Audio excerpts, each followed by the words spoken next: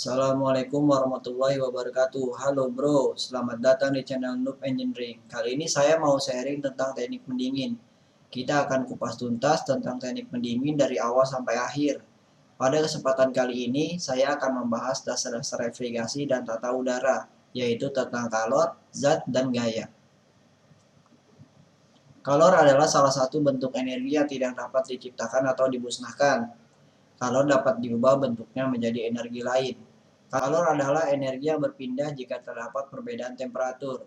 Kalor akan mengalir dari benda yang bertemperatur tinggi ke benda yang bertemperatur rendah. Kejadian ini akan terus berlangsung sampai diperoleh keseimbangan temperatur. Temperatur adalah tingkatan atau derajat panas atau dingin dari suatu benda yang umumnya diukur dalam satuan derajat Fahrenheit atau Celcius. Jika kalor ditambahkan pada suatu benda, maka temperatur benda itu akan naik. Begitu pula sebaliknya, jika kalor dikurangi atau dipindahkan dari suatu benda, maka temperatur benda itu akan turun atau menjadi rendah. Temperatur rendah itulah yang disebut dingin.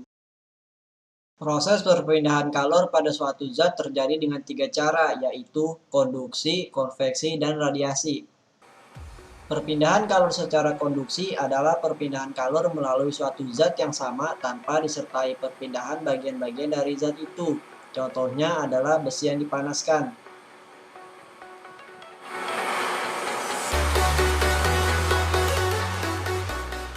Perpindahan kalor secara konveksi adalah perpindahan kalor melalui media gas atau cairan. Sebagai contoh, udara di dalam lemari es dan air yang dipanaskan di dalam cerek. Sedangkan perpindahan kalor secara radiasi adalah perpindahan kalor dari suatu bagian yang lebih tinggi suhunya ke bagian lain yang lebih rendah suhunya tanpa melalui zat perantara. Contohnya adalah cahaya matahari, panas lampu, dan tungku api.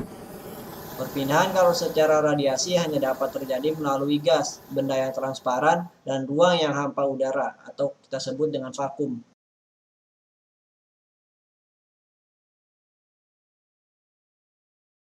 Pada sistem refrigerasi dan air conditioning, satuan energi kalor dinyatakan dalam British Thermal Unit atau yang kita singkat dengan BTU. BTU adalah sejumlah kalor yang diperlukan untuk menaikkan temperatur 1 pon air sebesar 1 derajat Fahrenheit. Air digunakan sebagai standar untuk menghitung jumlah kalor. Pada penggunaannya dikenal dua istilah kalor, yaitu kalor sensibel dan kalor laten. Kalor sensibel adalah kalor yang dapat diukur. Kalor yang menyebabkan terjadinya kenaikan atau penurunan temperatur. Sedangkan kalor laten adalah kalor yang diperlukan untuk merubah fasa benda, mulai dari titik lelehnya atau titik didihnya, atau titik bekunya sampai benda itu berubah fasa secara sempurna, tetapi temperaturnya tetap. Kalor laten yang diperlukan untuk berubah fasa padat ke cair disebut dengan kalor laten fusi.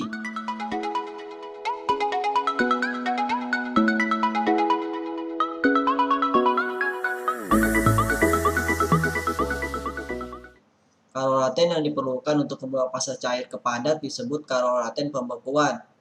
Kalor laten yang diperlukan untuk membawa fasa cair ke gas disebut kalor laten penguapan. Dan kalor laten yang diperlukan untuk merubah fasa gas ke cair disebut kalor laten pengembunan. Agar lebih memahami kalor laten dan kalor sensibel, mari kita lihat pada grafik.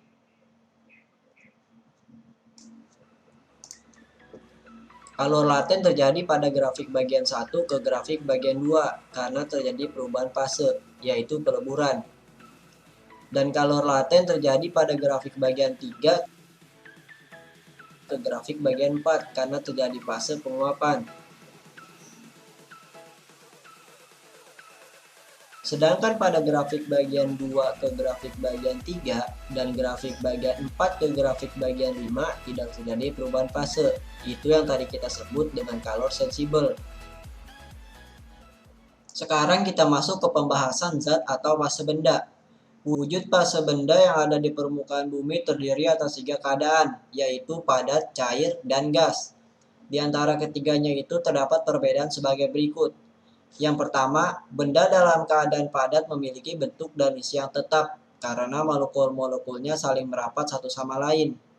Yang kedua, benda dalam keadaan cair isinya tetap dan bentuknya berubah-ubah menyesuaikan dengan tempatnya.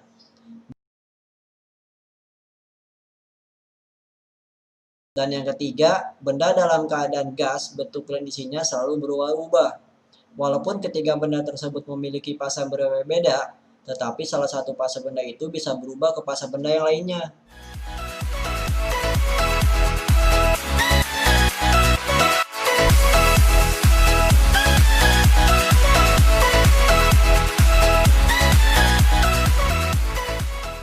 Beberapa perubahan proses fase benda adalah sebagai berikut. Perubahan dari padat ke cair disebut dengan melebur atau mencair. Perubahan dari cair ke padat disebut membeku. Perubahan dari cair ke gas disebut menguap. Perubahan dari gas ke cair disebut mengembun. Perubahan dari gas ke padat disebut mengkristal. Perubahan dari padat menjadi gas disebut dengan evaporasi. Pada sistem refrigerasi dan tata udara, proses perubahan fase benda sangat berperan besar, secara khusus dilakukan oleh refrigeran. Refrigeran adalah bahan pendingin berupa fluida yang digunakan untuk menyerap kalor melalui perubahan fase cair ke gas atau menguap, dan membuang kalor melalui proses perubahan fase gas ke cair atau yang kita kenal dengan sebutan mengembun. Selanjutnya kita masuk ke gaya atau force. Gaya didefinisikan sebuah dorongan atau tarikan. Sesuatu yang cenderung mendorong benda untuk melakukan suatu gerakan atau untuk membantu gerakan benda untuk berhenti, atau untuk mengubah arah gerakan. Gaya juga dapat merubah ukuran atau bentuk sebuah benda. Benda tersebut dapat berupa belitan, belokan, rentangan, yang ditekan atau yang lainnya yang berubah bentuk oleh gerakan akibat sebuah gaya. Oke, sekian dari saya pembahasan teknik pendingin tentang kalor, zat, dan gaya. Jika ada tambahan atau masukan, silakan tulis di kolom komentar. Thank you.